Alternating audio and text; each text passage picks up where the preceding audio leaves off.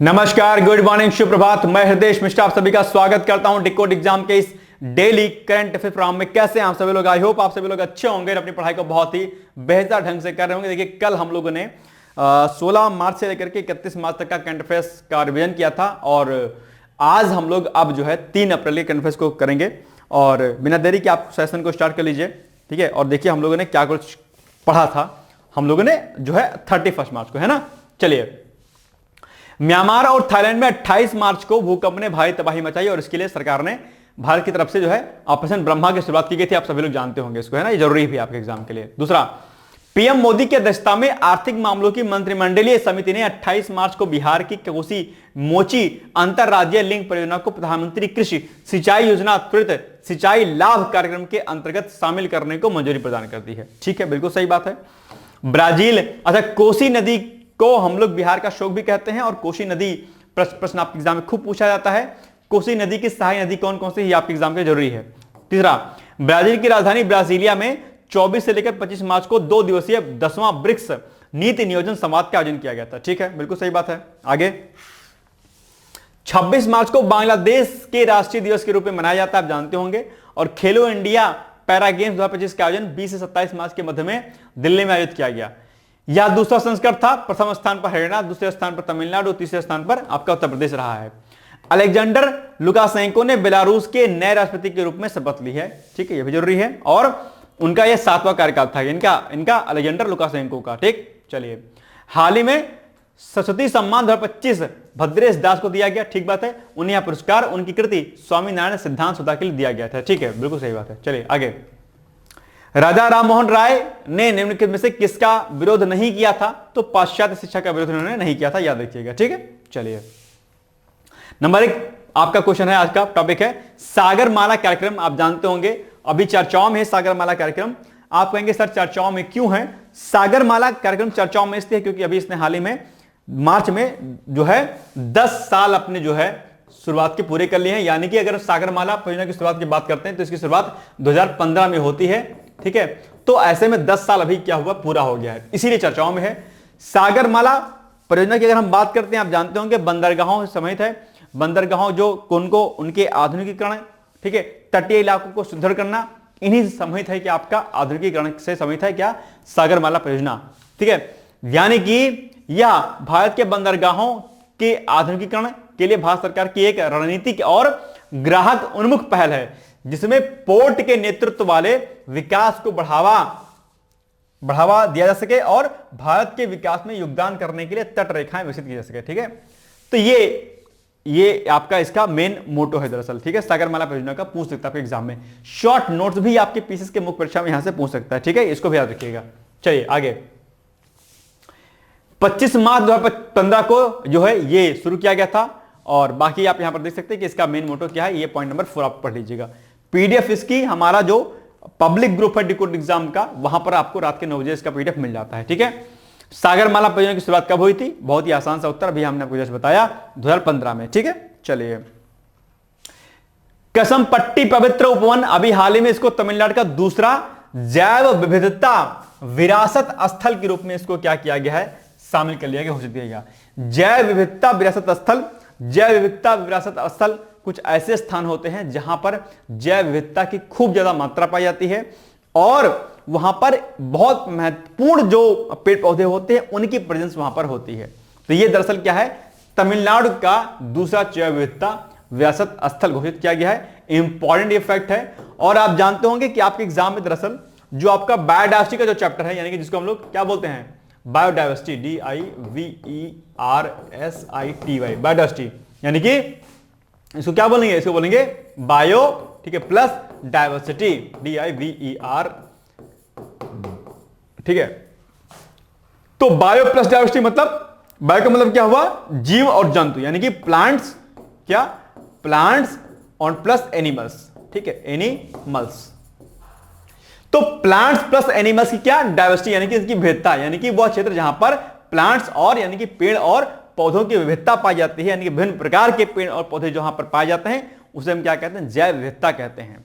और जैव विविधता विरासत स्थल यहां पर जहां पर कुछ खास किस्म के जो है पेड़ पौधे पाए जाते हैं, जीव जंतु पाए जाते हैं, वो स्थान जैव विविधता स्थल के रूप में उसको घोषित किया जाता है। तो तमिलनाडु का दूसरा जो स्थान है वो कौन सा है आपका, वो है केशमपट्टी पवित्र उपवन। यहां पर इस बायोडायवर्सिटी के चैप्टर में से दो प्रश्न खूब पूछे जाते हैं। एक पूछा आता है, आप जानते होंगे, इन सीटू कंजर्वेशन, ठीक है, इन सीटू कंजर्वेशन, ठीक है, और एक पूछा आता है आपका एक्स सीटू कंजर्वेशन। क्या, ex situ conservation. In situ conservation यानी कि स्वस्थानीय परिरक्षण, और एक्स सीटू जो है कंजर्वेशन यानी कि परास्थानीय परिरक्षण, यानी कि वो इन सीटू कंजर्वेशन का मतलब होता है कि अगर कोई जो है प्लांट्स वगैरह कुछ अगर क्या है जो है अगर खतरे में है तो उसको वहीं पर क्या करना, कंजर्व करना। माना कि ए नाम का कोई प्लांट है, ठीक है, इसको क्या, इसके विलुप्ति का खर्च जो है क्या कहते हैं डेंजर जोन में है, ये है, तो उसको हम इसी प्लेस पर इसको संरक्षित कर देना, इसको बोलेंगे इन सीटू कंजर्वेशन। ठीक, इन सीटू कंजर्वेशन ये हो गया। अब माना कि ये ए वाला कोई पौधा है, ये क्या कहते हैं डेंजर जोन में है, इसको हमें संरक्षित करने का प्रयास है, तो हमने अगर इसको उठा करके हमने किसी और फेवरेबल कंडीशन में इसको हमने अगर रख दिया इस ए को, तो ये यहां से क्या हुआ, यहां तक आया, हमने इसको यहां पर संरक्षित किया, तो इसको हम बोलेंगे एक्स सीटू परिरक्षण, यानी कि एक्स सीटू कंजर्वेशन। ठीक है, जो जहां पर उपस्थित है उसको वहीं पर कंजर्व कर देना, संरक्षित कर देना, इन सीटू कंजर्वेशन कहलाता है। जबकि किसी पेड़ पौधे को अगर हम एक स्थान से हटा करके दूसरे स्थान पर कंजर्व करते हैं तो उसको हम लोग क्या कहते हैं, एक्स सीटू कंजर्वेशन कहते हैं। इसमें प्रश्न आपके एग्जाम में खूब पूछा जाता है, ये बताओ इन सीटू कंजर्वेशन में क्या आता है, एक्स सीटू कंजर्वेशन में क्या आता है। ठीक है, या देखिएगा, चलिए। और इसमें अल्फा डायोसिटी, बीटा डायोसिटी, गामा डायोसिटी के बारे में खूब पूछता है। ठीक है, तो इसको तैयार कर लीजिएगा। तो ये सब चीजें यहां पर लिखी गई हैं, यानी कि जैव विविधता विरासत स्थल ऐसे क्षेत्र हैं जो आदित्य पारिस्थितिकी रूप से नाजुक परिस्थिति तंत्र हैं, जिनमें प्रजातियों की समृद्धि, उच्च स्थानिक आसनिकता, दुर्लभ स्थानिक और खतरे वाली प्रजातियों की उपस्थिति प्रमुख प्रजातियां, यानी कि ओवरऑल जो भी चीजें होती हैं वो अलग अलग प्रकार की यहां पर पाई जाती हैं। ठीक है, देखिए जो डेंजर जोन में होती हैं, जो इंडेंजर्ड जोन में होती हैं। चलिए, ये पॉइंट आप यहां पर पढ़ लीजिएगा। आप जानते होंगे भारतीय राज्य सरकारें स्थानीय शासी निकाय को परामर्श से जैव विविधता अधिनियम 2002 की धारा 37 के तहत जैव विविधता विरासत स्थलों को अधिसूचित कर सकती हैं। आप बायोडायवर्सिटी एक्ट 2002 पढ़े होंगे, जैव विविधता अधिनियम 2002 है ना, और जैव विविधता दिवस कब मनाया जाता है, अगर आप जानते हैं तो मुझे उत्तर बताइएगा इसका। ठीक है, चलिए। हाल ही में केशमपट्टी पवित्र उपवन को किस राज्य का जो है दूसरा जैव विविधता विरासत स्थल घोषित किया गया है? अभी हमने आपको बताया था तमिलनाडु का। ठीक है, वरिष्ठ नागरिकों के लिए पहले आयोग का गठन, अभी हाल ही में केरल एक ऐसा राज्य बन गया है जहां पर उन्होंने अपने वरिष्ठ नागरिकों के लिए एक जो है आयोग बनाया है। ये बहुत अच्छी पहल अपने आप में। आप जानते होंगे आजकल वृद्धाश्रम का कॉन्सेप्ट चल रहा है, आप लोग जानते होंगे। तो लोग क्या करते हैं, जो आजकल के लड़के पढ़े लिखे, जो एडवांस, जो कॉन्वेंट स्कूल से पढ़े होते हैं, अपने आप को 30 मार्क का समझते हैं, माता पिता की सेवा ना करना पड़े इसके लिए उनको वृद्धाश्रम में छोड़ देते हैं। बहुत ही गलत चीज हमारे यहां पर हो रही है। और वरिष्ठ नागरिकों का भी लोग सम्मान नहीं करते हैं, उनका आदर लोग नहीं करते हैं। यह भी गलत तरीका है, क्योंकि आप में नैतिकता शून्य हो गई है, आप में जो एथिकल वैल्यूज होती हैं वो शून्य हो गई, जीरो हो गई हैं। ठीक है, इसीलिए आपको आईएएस पढ़ने के लिए एथिक्स का पेपर पढ़ाया गया था, लेकिन हालांकि वो भी काम नहीं आया आपके। आपको आपके पेरेंट्स कुछ अच्छी बातें बताते हैं, आप वो भी नहीं सुनते हो। आप मूवी देखते हो, चैटियाते हो, दुनिया भर की बातें करते हो, लेकिन माता पिता की सेवा करने की जब बात आती है तो आप अपनी बीवी को लेकर भाग जाते हो। मतलब आजकल तो हालांकि मियां बीवी में से भी एक लोग कहेंगे, ए जी सुनो जी, सुनते हो जी, हम तो जी वहीं रहेंगे जी, जहां तुम रहोगे हम वहीं रहेंगे। माता पिता के पास रहने के लिए कोई राजी नहीं होता है, सास ससुर के पास रहने के लिए कोई राजी नहीं होता है। बहुत कटाक्ष बात बोल रहा हूं, लेकिन बहुत सही बात बोल रहा हूं। हो सकता है कि इसमें आपको किसी को टेंशन हो, अरे जी अच्छा ऐसे कैसे कह रहे हो, बिना एक्सपीरियंस के, बिना ऐसे समय नहीं कह रहा हूं। ठीक है, ये सब चीजें मैंने बहुत पास से देखी हैं। आजकल जैसे ए और बी लोगों के नाम के लोगों की शादी हुई, ए ने कहा हे जी तुम चलो हम वहां पर अकेले रहेंगे, इन्होंने कहा अच्छा अच्छा ठीक है तुम भी सही कर रही हो, हम भी चलेंगे, अलग अलग रहेंगे। गलत बात है। माता पिता की सेवा करना, सास ससुर की सेवा करना, चाहे लड़की पक्ष के हो चाहे लड़के पक्ष के हो, करना चाहिए। वृद्धों का हमें सम्मान करना चाहिए, क्योंकि अगर उनका सम्मान आप नहीं करते तो आने वाली पीढ़ी आपके साथ वैसा ही बिहेव करेगी जैसा आप अपने माता पिता के साथ करोगे। बच्चे सब देखते हैं, ध्यान दीजिएगा। इसलिए ऐसा काम ना कीजिए जो नैतिक रूप से गलत हो, जो किसी भी रूप में गलत हो। आपके लिए माता पिता सर्वोपरि हैं, परमात्मा है, ईश्वर है आपके लिए, उनकी सेवा करना हमारा परम धर्म और परम कर्तव्य होना चाहिए। ठीक है, ये बात ध्यान रखना। तो अभी केरल सरकार ने क्या काम किया है, जो वृद्धजन है, जो ये वरिष्ठ नागरिक हैं, उनके लिए, इनके सम्मान के लिए, इनकी सेवा के लिए एक आयोग का गठन किया है। पहला स्टेट केरल बन गया है जिसके लिए, जिसने जो है इस प्रकार के आयोग का गठन किया है। याद रहेगा पॉइंट ये। ठीक है,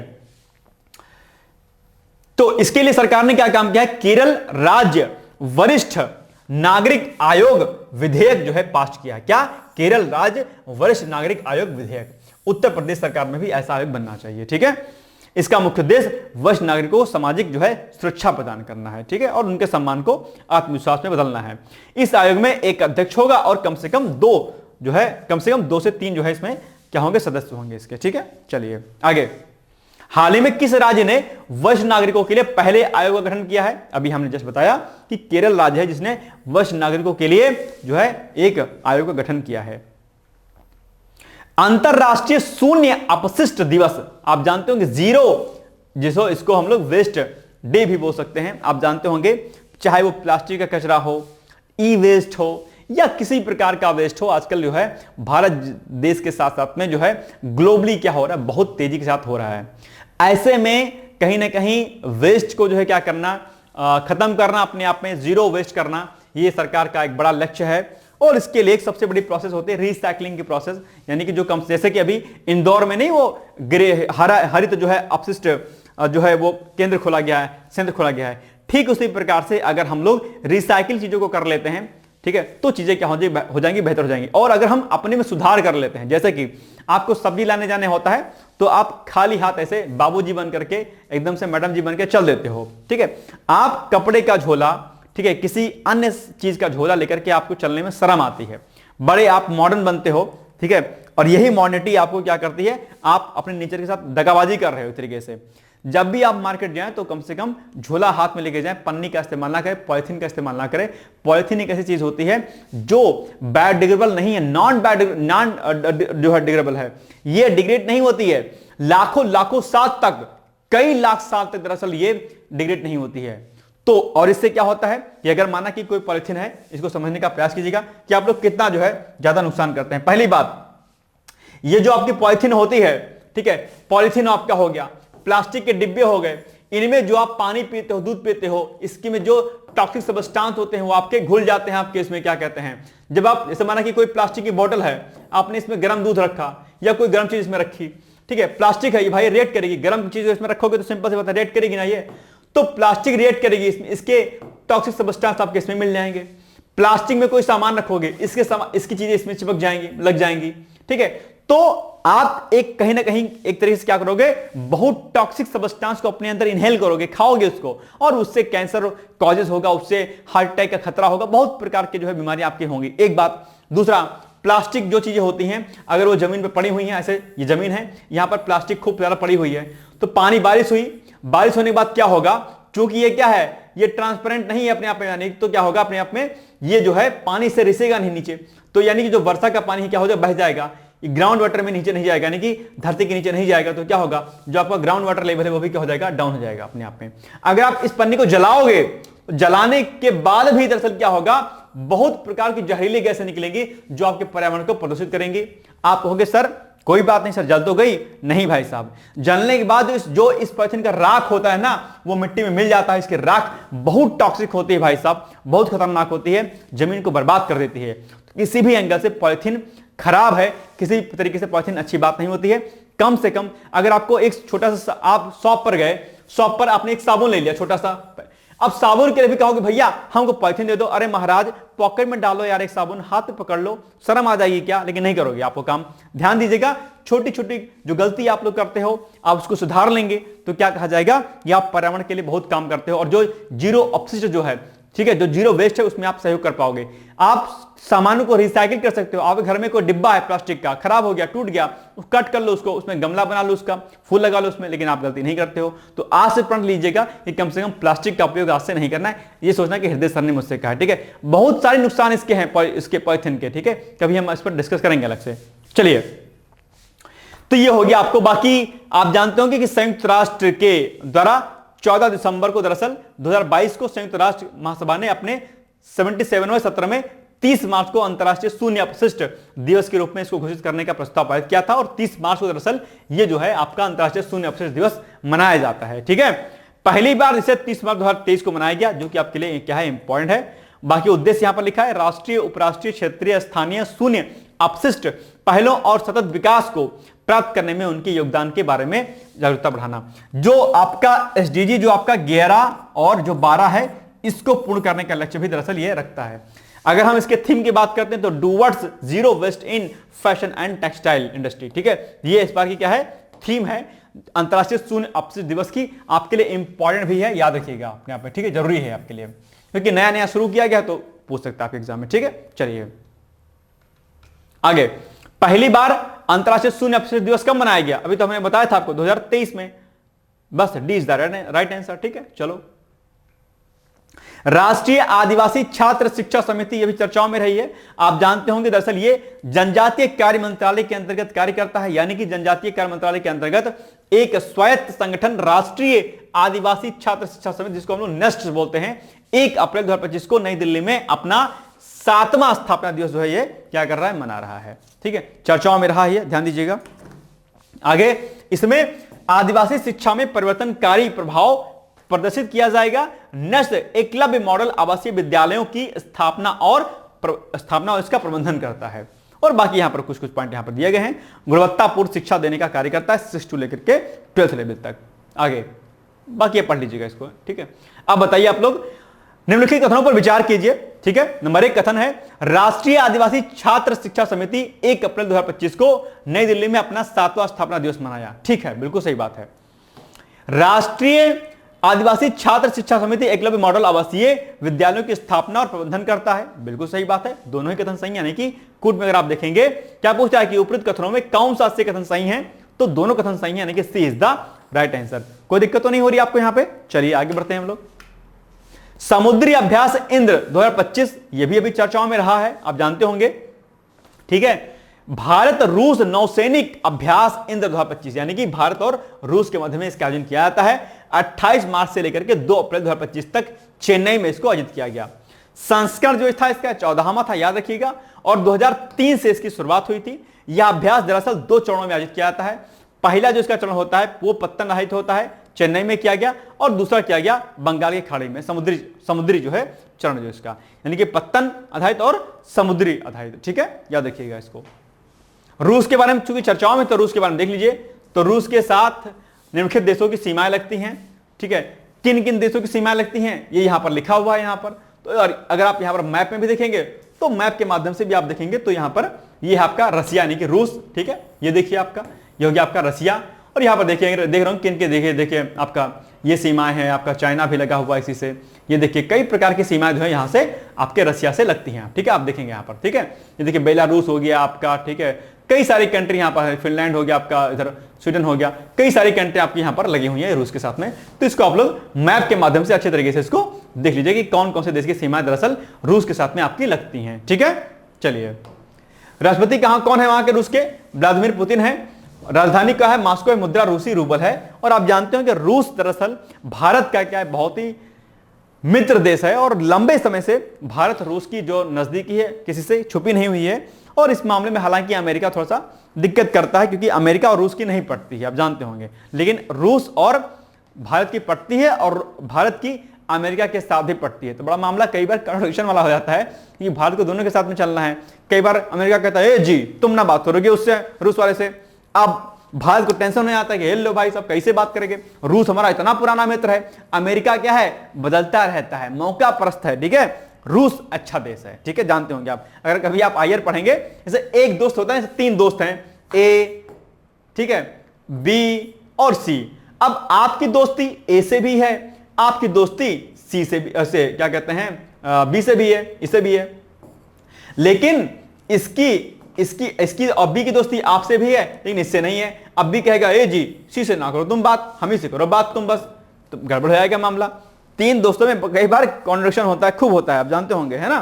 खैर कोई बात नहीं। तो आईआर जब आप पढ़ेंगे पीसेस मेंस में, तो वहां पर आप पढ़ेंगे कि किस तरीके से कॉन्ट्रडिक्शन उत्पन्न होने लगता है कई बार अलग अलग देशों के मध्य में, ठीक है, दिक्कत होती है। तब डिप्लोमेसी के माध्यम से, डिप्लोमेटिक तरीके से जो है इसको शॉर्ट आउट करने का प्रयास किया था। और भारत की कूटनीतिक चाल बड़ी जबरदस्त होती है, और खासकर अगर विदेश मंत्रालय अगर हमारा मजबूत है, जैसे सुषमा स्वराज जब थी विदेश मंत्री, बड़ा अच्छा काम होता था। और उसी प्रकार से अभी जो आपके जयशंकर प्रसाद जी हैं, ठीक है, वो आप जानते होंगे भारतीय विदेश सेवा के जो अधिकारी हैं, और बड़ी अच्छी जो है उनकी जो है क्या कहते हैं कूटनीतिक चाल होती है, बड़ा अच्छा काम कर रहे हैं, ठीक है। चलिए आगे, ये तो पढ़ लीजिएगा। अब बताइए समुद्री अभ्यास इंद्र किन दो देशों का संयुक्त नौसैनिक अभ्यास है? तो ये है आपका जो है भारत और रूस का, ठीक है, इज द राइट आंसर। ठीक, चलिए समुद्री माल परिवहन विधेयक 2024 अभी हाल ही में पारित कर दिया गया है, आप जानते होंगे लोकसभा में इसको पारित किया गया है। किस नाम से? समुद्री माल परिवहन विधेयक 2024 के नाम से। उद्देश्य क्या है, मोटो क्या है? मोटो है इसका भारत के समुद्री क्षेत्र में कानूनी ढांचे को आधुनिक बनाना, उसे अद्यतन करना, यानी कि उसको नए सिरे से जोड़ना, नए सिरे से उसको स्थापित करना तथा व्यापार करने में आसानी को बढ़ावा देना है। ओवरऑल समुद्री सुरक्षा से लेकर के ट्रेड को मजबूत करना है, इसका उद्देश्य है। समुद्री माल ढुलाई विधेयक 2024 औपनिवेशिक युग के समुद्री माल ढुलाई अधिनियम 1925 को प्रतिस्थापित करके इसका स्थान ग्रहण करेगा। तो अब यही प्रश्न आपके एग्जाम में पूछ सकता है कि जो अभी हाल ही में समुद्री माल परिवहन विधेयक 2024 जो है पारित किया गया, किसका स्थान लेगा? तो आप कहेंगे सर जी ये स्थान लेगा समुद्री माल ढुलाई अधिनियम 1925 का। अब याद कैसे होगा? देखो यहां पर समुद्री माल परिवहन विधेयक 2024 है और यहां पर क्या है 25 है, बस याद रख लीजिएगा।